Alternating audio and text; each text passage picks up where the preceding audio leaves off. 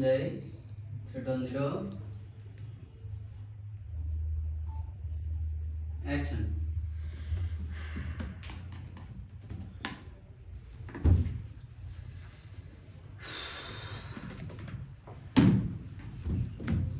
সজল, আয় সজল। সজল কোথায় তুই? জি ম্যাডাম।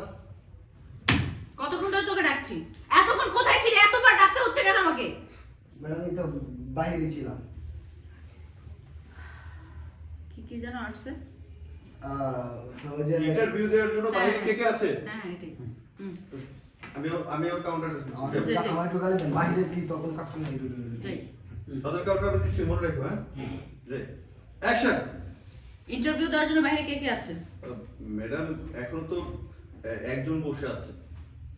একজন। দেখতে শুনতে কেমন? দেখতে শুনতে মোটামুটি সুন্দর আছে।